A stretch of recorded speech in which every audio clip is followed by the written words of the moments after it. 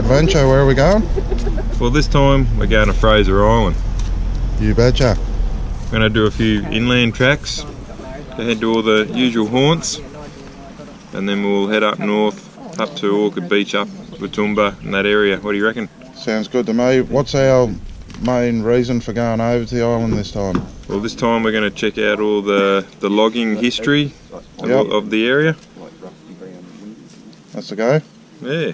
So visit a few old logging camps, logging tracks, jetties where they used to load barges and stuff. And we'll take you to the forest where they were logging.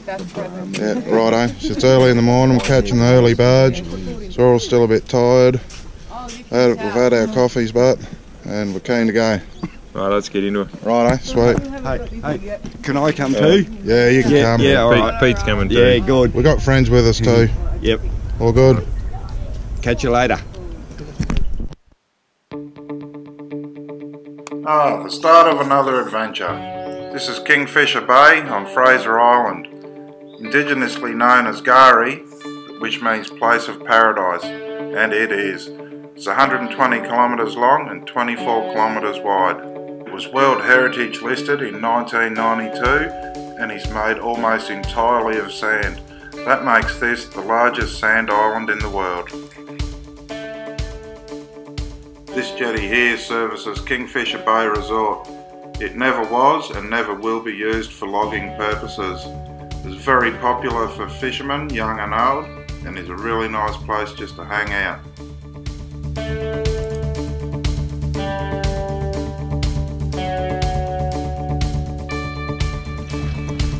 So we've chucked the tinny in the water. We're on our way down to McKenzie's jetty. We've seen a heap of birds working, so we thought we'd come and have a look. Big Simo's, he's on the line. Yeah, they're going crazy out over here.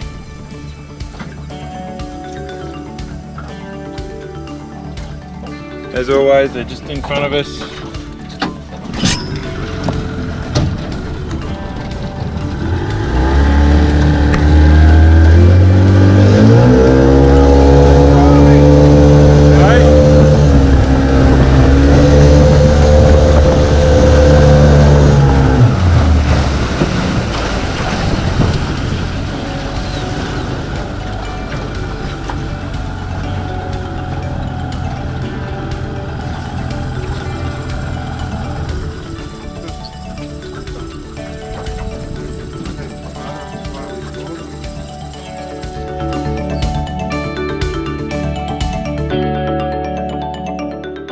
Anyway, it was cast after cast with no success. I think those tuna were just chasing tiny bait fish. Anyway, it's off to McKenzie Jetty.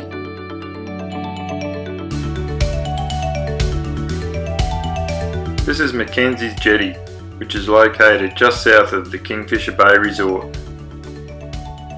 It was built in 1918 by Hepburn McKenzie, and he had a 10-year lease of 4,000 hectares of timber on the island. He also built a sawmill, a tram line and a small village in that area. During the Second World War, the commando units of the Z Force trained here and used this area as a base. So if you have a look around, you can see a bit of history, and there's a few remnants of bits left behind.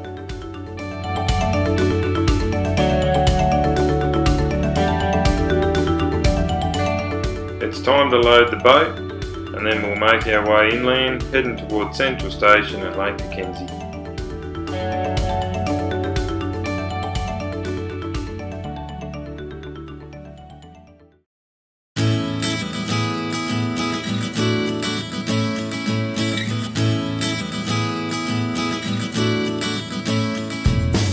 We're finally on our way to Lake McKenzie.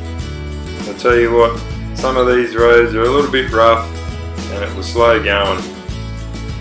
But we'll get there, it's just a nice drive.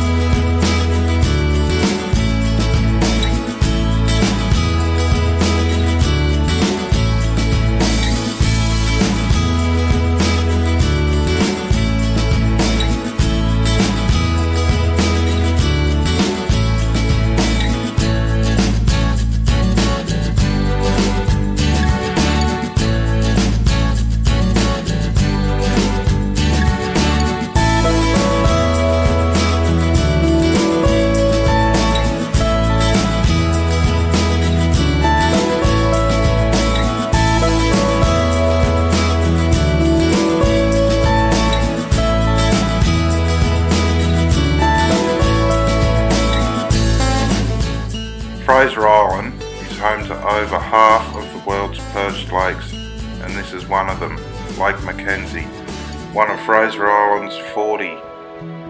It is a beautiful place and very popular for tourists. The water here is crystal clear. It's about 5 metres deep and about 1.2 kilometres in length. And like Whitehaven Beach, the sands are pure silica sand. Awesome in the summer months, the average water temperature is 23 degrees.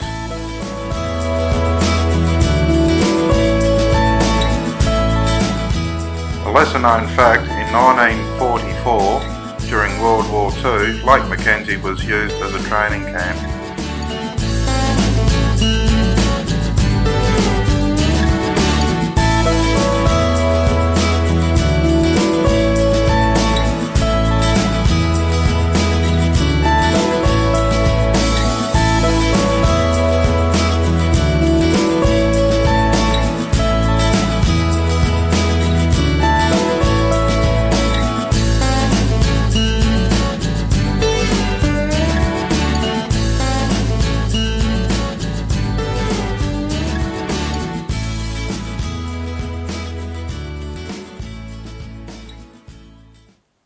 Yeah, Pete here. We're at a place called Central Station on Fraser Island. And this area used to be the headquarters to the forestry department years ago. It used to be quite a village here too. And this building that I'm standing at, well, it was the ranger's office in latter times, but that's closed now. But it's just there for people to look at. There was quite a few houses here. There was a school. And yeah, a lot of the workers used to live in this area. So quite a lot of the trees that we see growing around here now, they've been planted here by the forestry. Like there's hoop pines, kauri pines and a few bunya pines. And there's a lot of staghorn ferns that are growing on the trees. So some of the really big ones, they were placed on the trees from when the forestry cut down the trees with staghorns on them. And they came and placed them here so you could have a really good close look at them. Well, back in the day they even had modern conveniences here. They even had a telephone, if you have a look behind me. But in actual fact they did have telephones too, but it was a wire one. But this is one of the modern ones. So this is an old dozer. This is known as a Cat 35. According to the sign here, it's only meant to be one of 2 complete Cat 35s left in existence. And this one is here. It used to help out in the logging days, building roads for the loggers, also snigging or hauling the logs back to the mill. It's good, they've got it here now on display. We can just come and have a look. I like all this old machinery sort of stuff. I reckon it's great. It's not like the modern day dozer. We've got a aircon cab, fully enclosed, keep the dust out, not this one.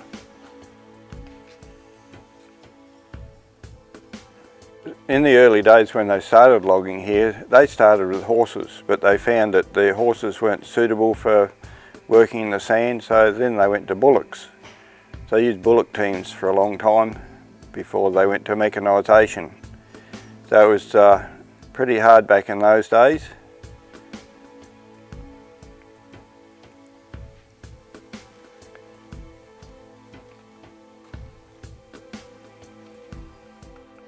Captain Cook sailed past here in 1770, but he didn't do any logging. Well, we've just had a little walk down here from Central Station picnic area where we've just had a look at. We've walked on a path down to Goober Creek, and it's a bit of rainforest area here, and it's at the mouth of this creek where some of the timber barges used to come in to pick up logs off of the island. But the water's pretty shallow just here, but it is crystal clear. In fact, you think there's no water there, but you're actually looking through the clear water at the sand in the bottom. And there are a few fish that live in here. There's eels and eel-tailed catfish and crustaceans. So when you look carefully, there's things to look at. It's a really nice, interesting area to come and spend some time. Yeah, a lot of palm trees growing here in the creek. They're picker bean palms, or other people would know them as bangalow palms.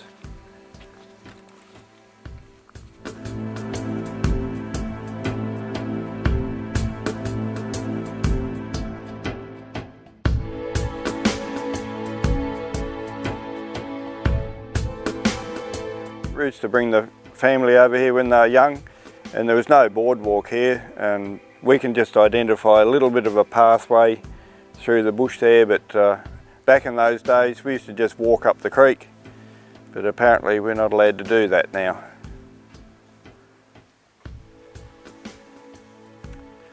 On the right hand side there's quite a large saturday tree with a very thick bark on it. They were very useful way back in the day because they were resistant to marine borers. So they were used in building jetties and wharves and things like that. In fact, they were taken over to England and they were used in the building of the Tilbury docks and also lined the Suez Canal. So a very important tree back in the day. And I was going to say something that wouldn't come out.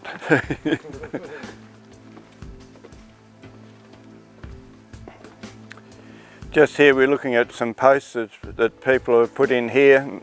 They actually got little bumps on the top, but that's for blind people because it's all in braille. People can have a walk, enjoy the environment, but on the top there's all these little dots. So if you can read braille, run your fingers over it. Hey Simon, I'll show you something interesting up along here further. When we get up a bit, I'll show you. Yeah? Some really... when we get up there, I'll have a look. Yeah, some ancient ferns. There's an old saturday. It looks very much like it. It's not resistant to... rot. Dry rot? No, it's not resistant to dry rot. But there's a lot of these big vines growing around here in the forest too. They're called a water vine. A water vine? Yeah. Is that where you find water? Well, maybe. I haven't tried, but watch out for Tarzan. Hey Simon, come up here. I want to show you these ferns. Yeah, they're pretty cool ferns. These big ones grown in the water itself. They're called a king fern or the Angiopteris evecta. They're a very ancient fern back from the dinosaur days. There's only just a few plants here in this creek, just in this one spot on Fraser Island. There's just a few that's growing out in Western Queensland and probably some more north up in the tropics. And you might find one or two in some botanical gardens near Brisbane. But Angiopteris evecta, they have fronds of up to 5 metres in length, and they pump water up out of the creek into the cell structure, which gives them the strength to hold the leaf up or the fronds up, otherwise they just fall over and break. So quite a special and ancient fern, king fern. Actually some pretty cool looking vines growing up along the trees. A pandanus vine, a lot around, they just grow in a single stem, climb up the trees. We got interesting stump here because way back in the early days when they were cutting the trees down with a crosscut saw or axe, they'd cut steps into the sides of the tree. They'd stand on boards and cut the tree down at a certain height. And so this is years and years old, but you can still see where they used to put the boards in that they'd stand on to get up high enough to cut the tree.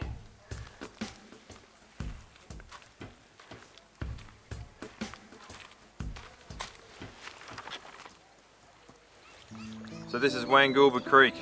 Today they use it for a barge landing for all the vehicles to get to Fraser. But back in the day, this is where they brought all the logs. They used to load it onto barges out of here and then take it up Merry River, which is just behind me. So in the background there you got River Heads and then Merry River. So they used to take the barges up Merry River and offload the timber up there in sawmills in Maryborough.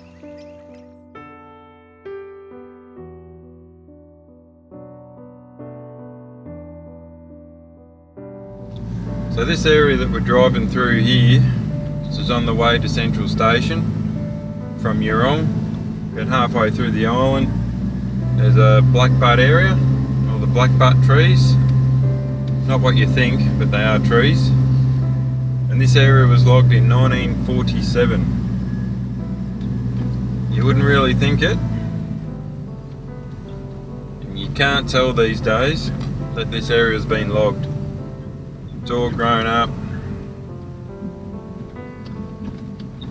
So it's had quite a few years to regenerate. It's looking pretty good. Not at the moment though. It looks like, you can see in the background there, looks like a fire's been through probably last year by the looks of that. Everything looks a bit black and burnt. But anyway, 1947.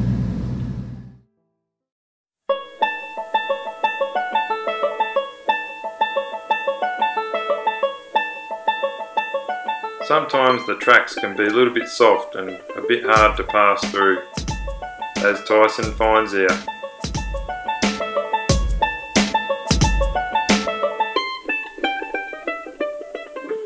Put the tyre pressure down, give it another go.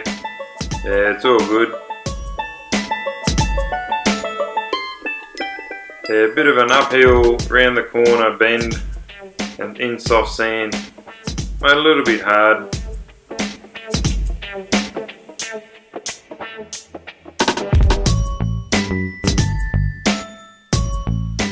Yeah, we just needed that little bit extra help. So we got the snatch out and just give him a little bit of a tow up through the soft sand. Nothing major.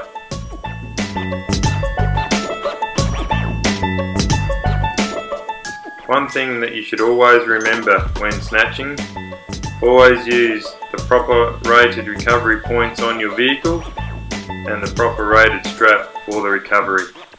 And always stand clear.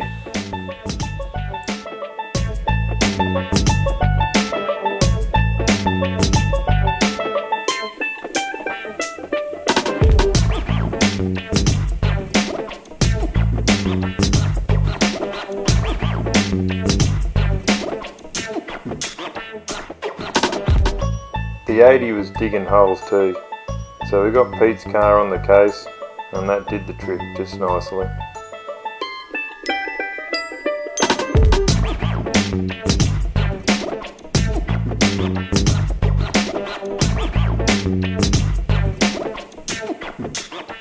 The big simmer just drives through like he's on a Sunday drive.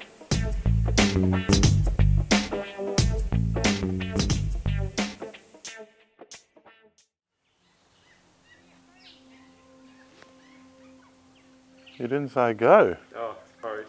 3, 2, 1, action. We've stopped for lunch. Let's had a bite to eat and a sandwich. This is an old airstrip. They used to land planes here because it's an airstrip. We're standing under the hangar at the moment. It's where we had lunch. A little bit overcast and rainy. So it's nice just to get out of the rain for a bit and have dinner or lunch. No planes land here today. I don't know how they'd go landing on sand. I assume they must have imported gravel here. But this was put here in the old army days, World War II.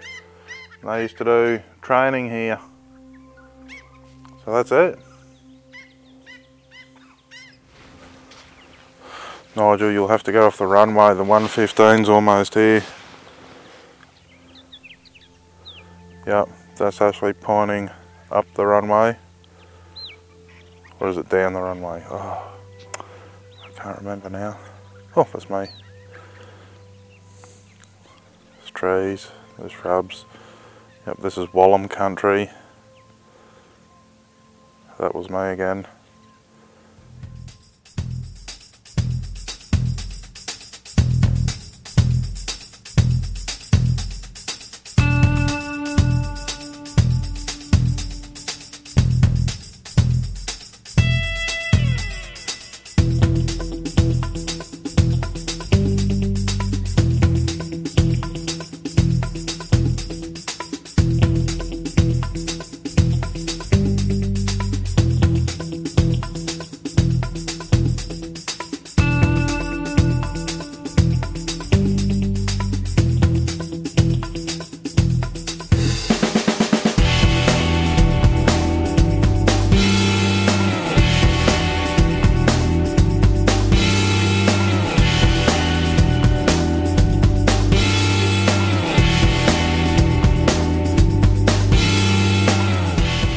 we make our way north up through some of the inland tracks. We make our way up to Bellett's old hut, which today is just a ruin.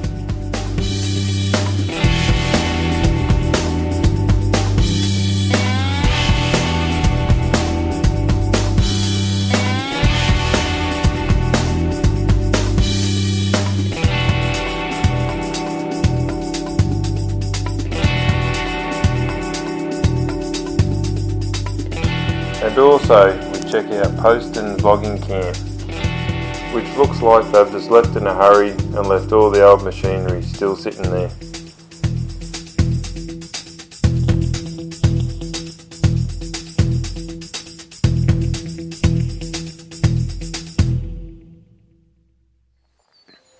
So here we are at Urang Creek, and just behind me here you can see remnants of the old logging days where they used to bring all the logs down to the creek.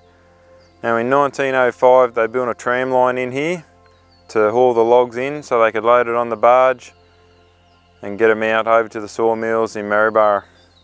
Anyway, you can just have a look around. There's all these history pieces, old logs laying around, there's old bits of machinery and other things laying around in the bush. You never know what you might find.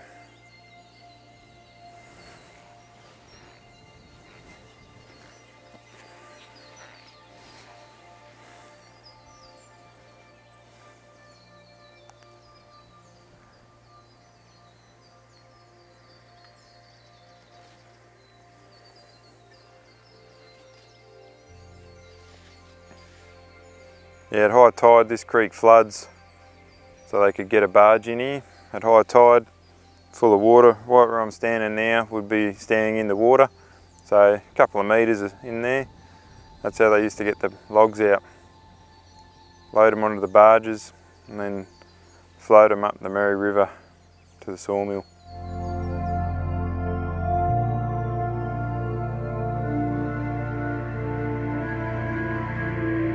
On our adventures we sometimes get bogged, but I'm glad that we go to Garden City Tire and Mechanical for all our recovery gear! Yeah!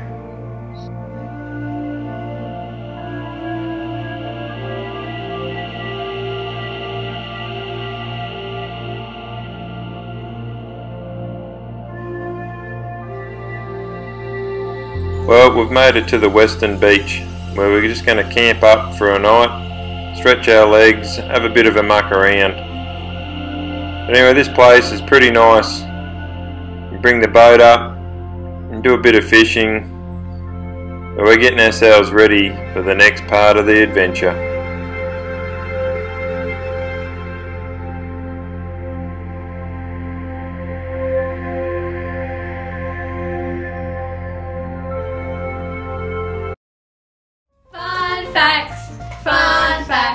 Fun facts with Peter!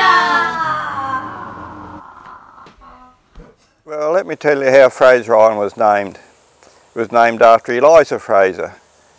She was the wife of the captain who was sailing the brig to Stirling Castle northwards up past what's now Fraser Island. Well, further north they ran aground and they got shipwrecked. So they got into the lifeboat and they started heading south back towards civilization where they'd come from.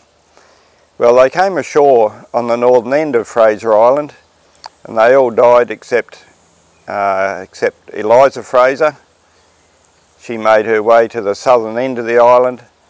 She met up with an escaped convict who then took her back to civilization, back to Moreton Bay, or what's now Brisbane. So when she got back there, she told a story of everything that happened, and so the authorities decided to name the island Fraser Island after Eliza Fraser.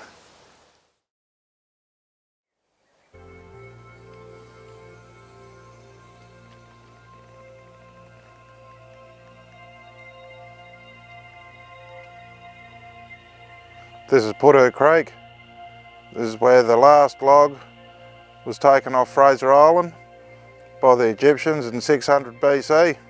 No, I'm just kidding. But the last log was taken off here, off this jetty, in 1991, and it went to Hine and Son in Maryborough. the last log off Fraser Island, and that ended 128 years of logging on Fraser Island. Now it's a popular spot here. People come up here sometimes in their boat, fish around these old pylons. Never caught anything here personally. It's just a nice spot. Of course, back in the day, this area was all cleared. There wasn't mangroves and stuff growing up around here like there is today. It was all clear, so they had room to move. Safe work area, that's what it's about. Safety first. My goodness, that's important.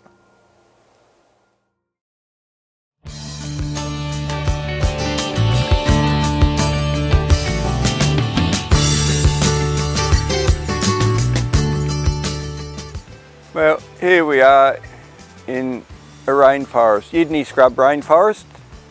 We're here on Fraser Island and it's a beauty spot. The timber cutters, they decided that they wouldn't log in this area at all because of just the butte forest that it is. And we've got some fairly good trees here. We've got a kauri pine tree which is just up behind me. In fact, back in 1988, when the tall ships reenactment came to Australia, one of them broke a mast in the ship and they had to pass a special act of parliament to cut one kauri pine tree off the island to replace the mast in the sailing ship. Another interesting tree that's here is just out this other way. It's called a strangler fig tree. That starts off as a small seed high in the branches of a tree, probably been left there by a bird.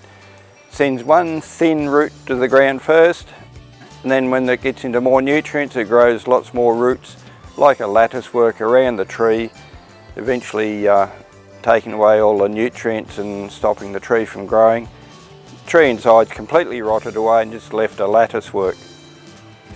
So Fraser Island's fairly interesting because it's made up of about 6 or 7 dunal systems. The sand's been washed from the south up along the coast, and actually when the sand's dried out on the beach it's been blown up into sand hills, and there's about 6 or 7 different dunal systems, so when you go from one to the other the nutrient levels change, and that's why we've got rainforest here, and it's the only place in the world where rainforest grows in high sand dunes. We're here at another section of the rainforest, and this area is known as the morgue, which is a bit interesting, isn't it?